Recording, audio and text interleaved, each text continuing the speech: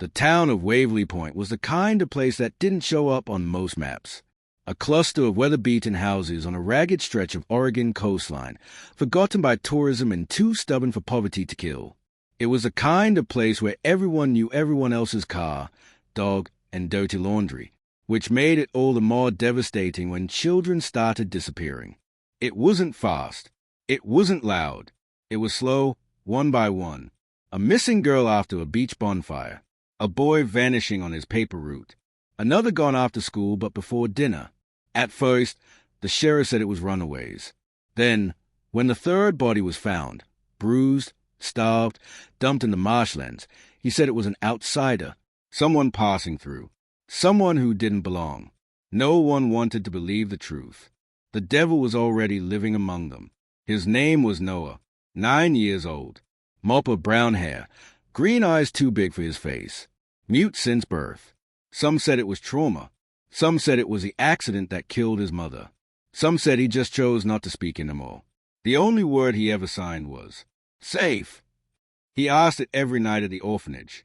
He asked it every morning when he buttoned his shirt. He asked it in his sleep. The man who took Noah wasn't a stranger. He was a volunteer. He'd been coming to the orphanage for months, fixing leaky pipes, mending broken steps, patching holes in the wall. He was the caretaker. That's what everyone called him. Mr. James, kind voice, soft hands, no family of his own. The children trusted him. The staff trusted him. Even when the others started disappearing, no one looked at Mr. James. Until Noah didn't show up for breakfast, and his bed was cold, and the security camera at the back gate caught a blurry image of a boy, small and struggling, being carried into the woods behind the orphanage. Let me know when to continue. Next, Noah wakes up trapped in a nightmare, and it's up to him to survive, without a voice, against a predator who plans to erase him completely. When Noah woke, he couldn't feel his hands. They were bound in front of him with thick rope, fraying at the edges. His ankles, too. The room smelled of damp concrete and rust. There was one small window, too high to reach, covered in wooden slats that let in barely a slit of light. No furniture, no blankets, just a drain in the middle of the floor, and the low hum of a generator somewhere far off. He tried to scream, but his throat gave nothing but a whisper, silent as breath. He was truly voiceless now. The door opened. Mr. James stepped inside carrying a tray, water, and a piece of bread. He crouched down in front of Noah, smiling like they were still back at the orphanage, like this was still safe. "You're special, Noah," he said. "You're going to help me fix everything. You just don't know it yet." Noah shook his head violently, trying to back away across the floor, scraping his shoulder against rough cinder-block walls. James just laughed. The others, they couldn't handle it. "But you're different. You already know how to be quiet." He placed the tray down and closed the door. The lock clicked. The light died again. Noah pressed his forehead against the cold wall and tried not to disappear inside his own fear. He learned the schedule quickly. James came in twice a day, bread and water once. Small tasks, moving rocks from one corner to another, scrubbing the floor with a rag. It wasn't about cleaning. It was about breaking routine, blurring time, keeping him lost. Each night, Noah curled into himself, counting heartbeats to stay sane. Each morning, he checked the window for cracks of new light. And each time James spoke to him, Noah refused to respond, refused even to sign. He would not give him that. Not his voice. Not even in silence. The second night, Noah tried to escape. He waited until James opened the door to slide the tray inside. Waited until the gap was just wide enough. Then he launched himself forward, small and fast and desperate. But James was faster. He caught Noah by the collar, slammed him against the wall so hard the air left his lungs, and whispered into his ear, "You think you're the first one who tried." Then he locked the door again. Noah lay gasping on the floor, ears ringing. But in that moment, something sparked inside him. Something older than fear. Something deeper than pain. Resolve. Noah studied everything. Every crack in the floor. Every screw in the door hinges. The rhythm of James' steps. The way the light moved behind the slats. He counted seconds. He learned the pattern of silence and noise when the generator roared, when it sputtered. And slowly, He began a plan. He saved crumbs from the bread and dampened them with water to make a paste. With it, he smeared faint X marks on the wall each time James opened the door, mapping the timeline, mapping hope. James grew impatient.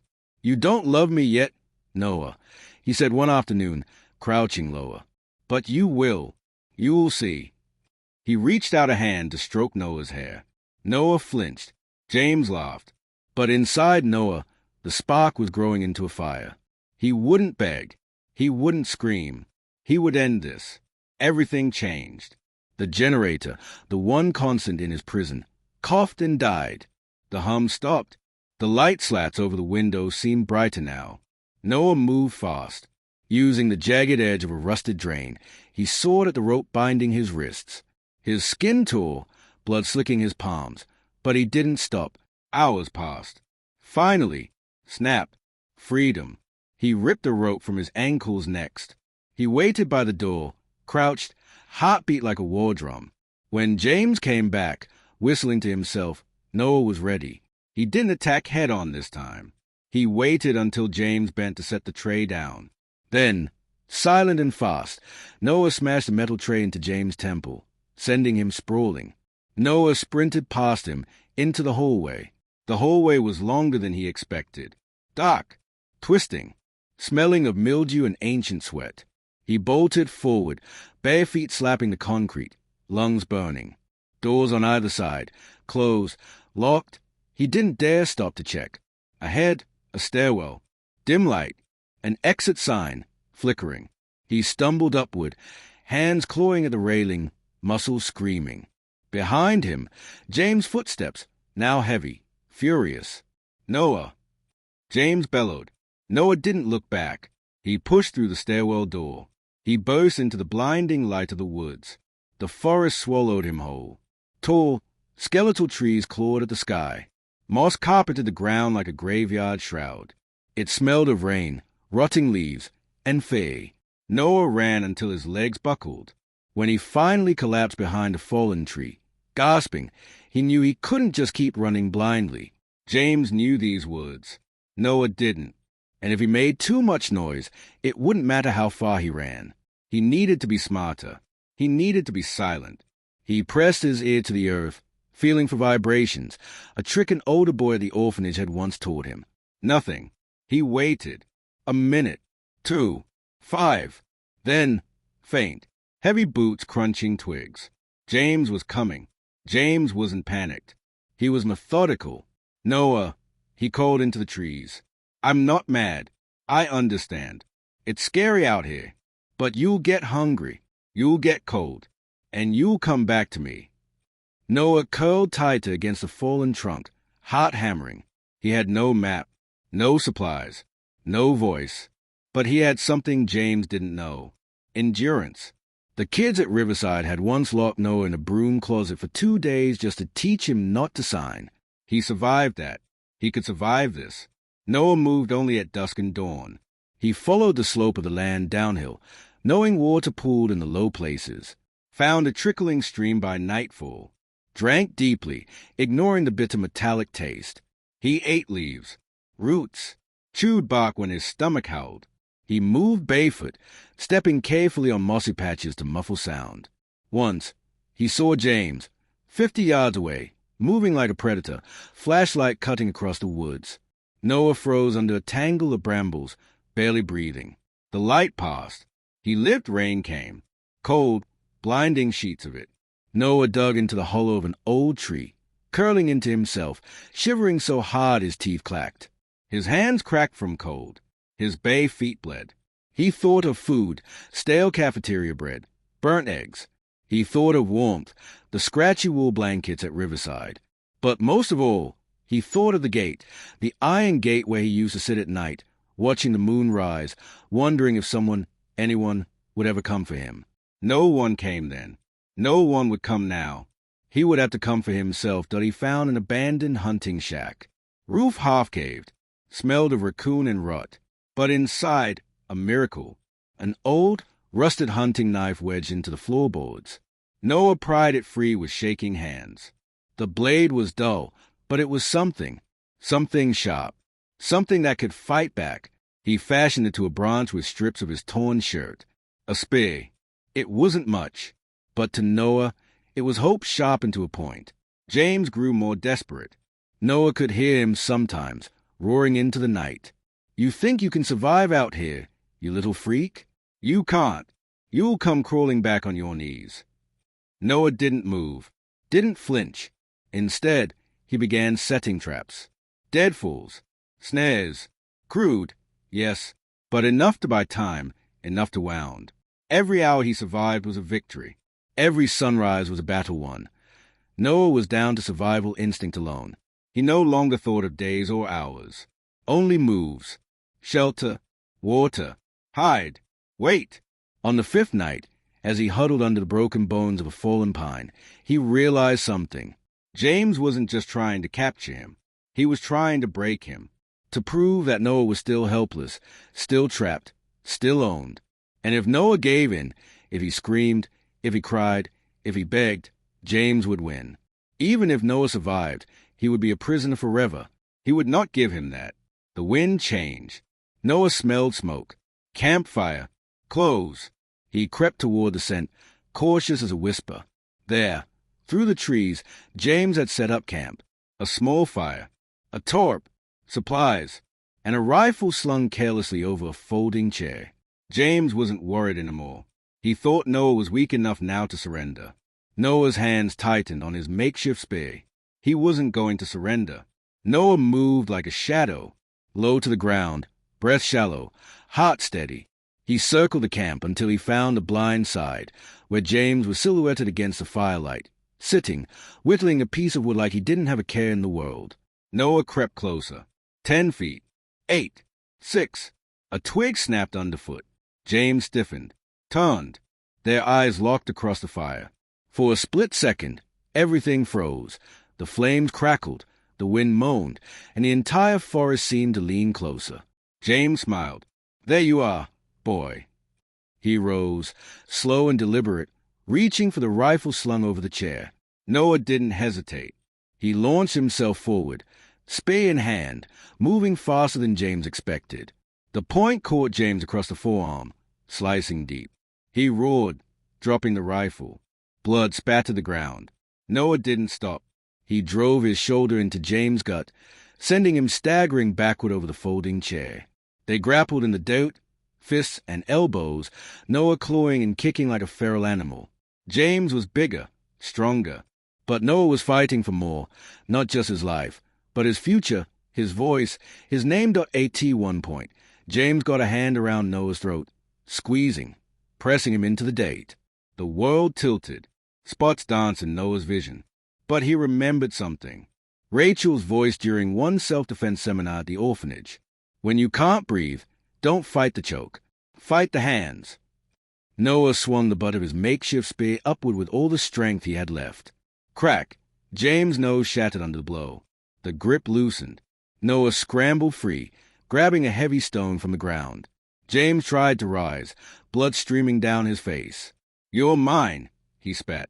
Noah stood over him, stone in hand, breathing hard. He could end it. Right here, right now. But then he looked down, really looked, and saw it. James wasn't a monster anymore. He was just a broken, bleeding man. And Noah was more than what they tried to make him. He dropped the stone, turned, and ran. Half an hour later, Noah stumbled onto a dirt road, headlights blinding him. A truck screeched to a stop. A woman in a ranger uniform jumped out, shouting into a radio. Noah collapsed at her feet. The world faded to black. When he woke, he was in a hospital bed, full in his arm, bandages on his hands. Rachel was there, real, solid, tear-streaked and laughing at the same time. You stubborn little fighter, she whispered, gripping his hand. For the first time in 6 days, 6 brutal, soul-tearing days, Noah felt safe enough to close his eyes. The investigation revealed everything. James had been responsible for the disappearances stretching back nearly a year. He targeted orphans, kids no one would miss right away, kids whose file were easy to forge. In his sick mind, he wasn't abducting, he was rescuing. Fixing broken children the way he thought he could never fix himself. Waverly Point reeled from the shame. Donations poured in for the orphanage. Rachel was appointed the new director. And Noah? He became a living legend. Noah stood in front of a packed courthouse. He wore a navy jacket and held a small sheet of paper. He couldn't speak, not aloud, but he had written something.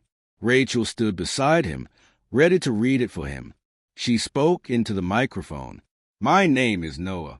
I don't have many words, but I have a voice, and I'm not afraid to use it anymore.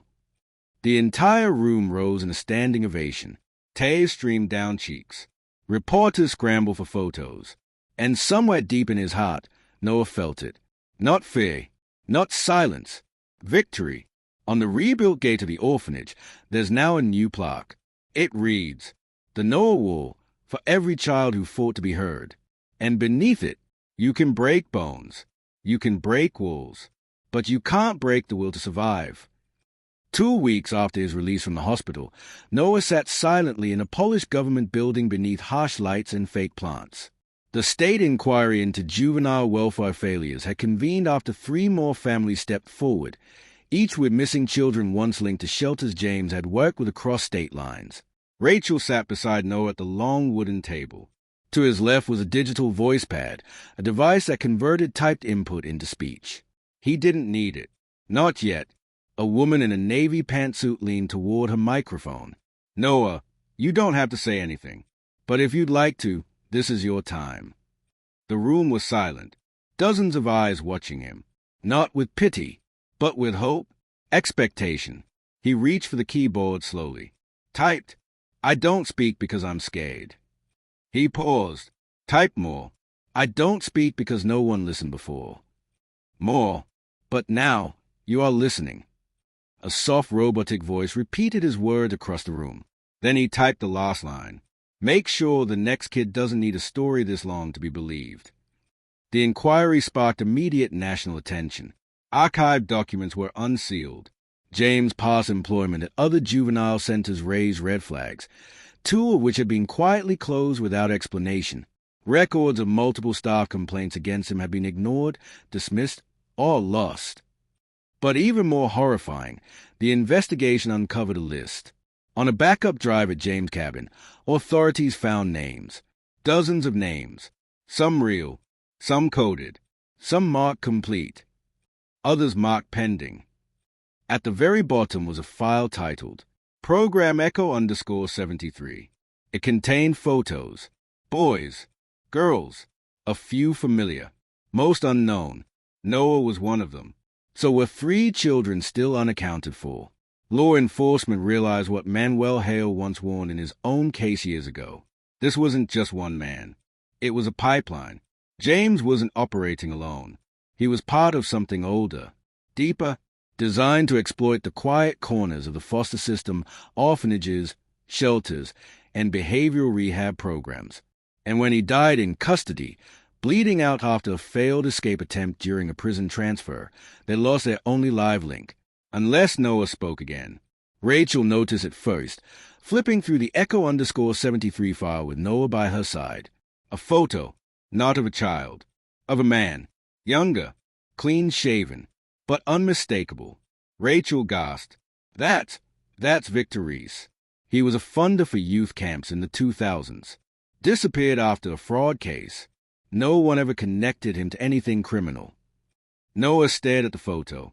His fingers twitched. He remembered him. Briefly, he had once visited Riverside, spoke to the director, toured the dorms, but no one had paid attention. Another donor, another handshake, another face.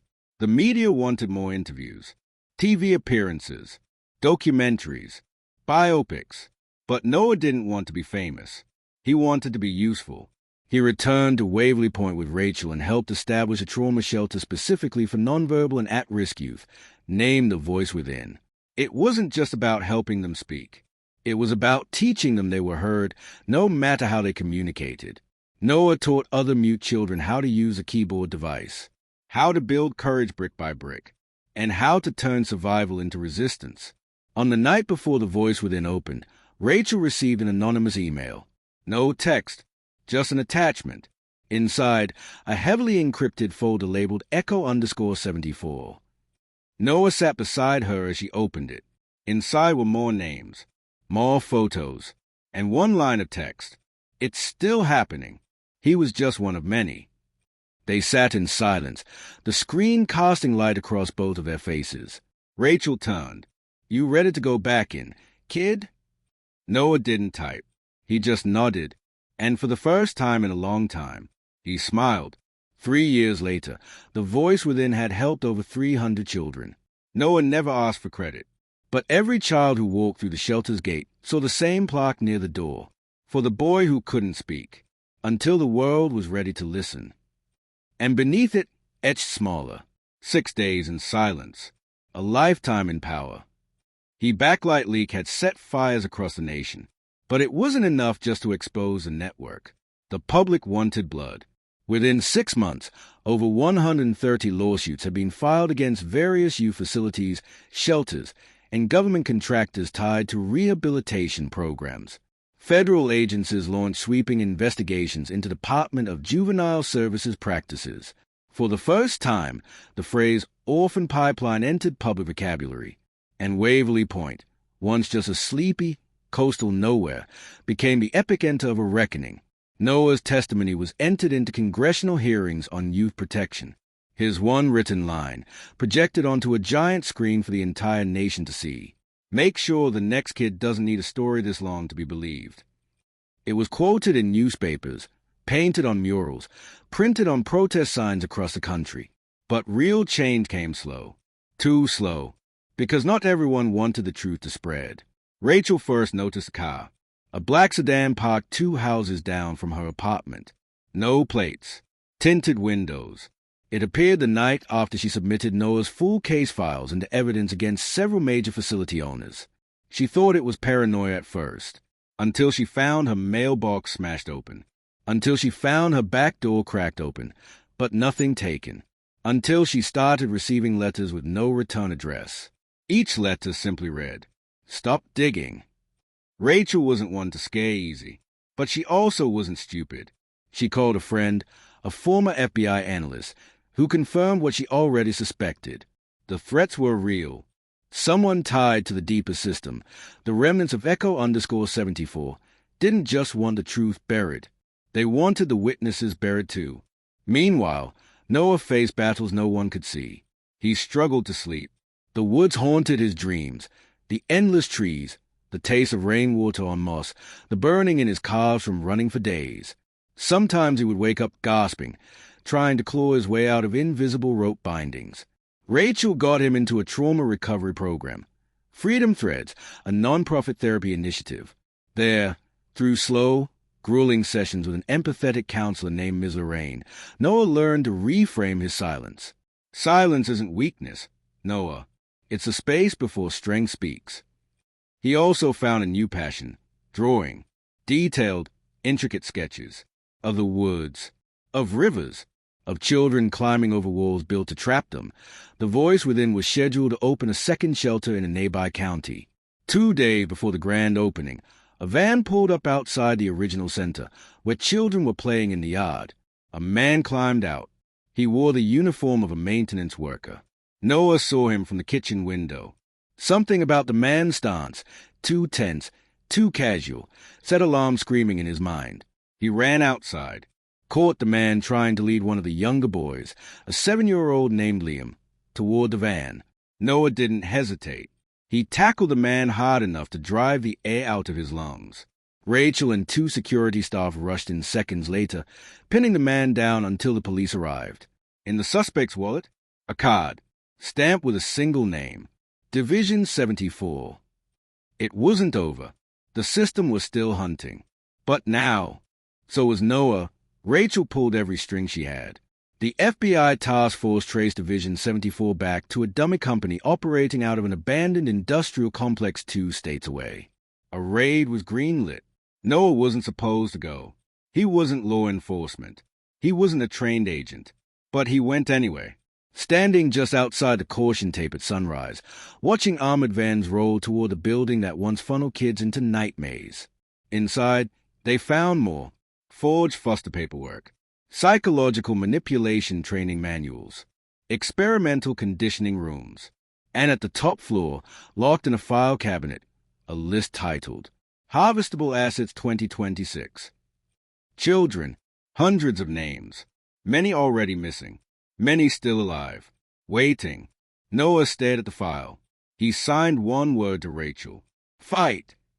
It took years, but the arrests kept piling up. Laws were rewritten. Systems were dismantled. Some predators vanished before they could be tried. Some faced justice head-on. But the voice within expanded into 7 centers nationwide. And Noah became an underground symbol, not a celebrity, not a brand, but a beacon. He didn't take interviews. He didn't chase fame. He kept building, kept protecting, kept fighting for the silent ones. 10 years after his escape from James, Noah stood before a crowd at a candlelight vigil for exploited youth survivors. He still didn't speak with his voice. Instead, he typed onto the projected screen behind him. You can erase files. You can erase records. But you can never erase a memory shared. He looked out over the candles, a sea of flickering stars.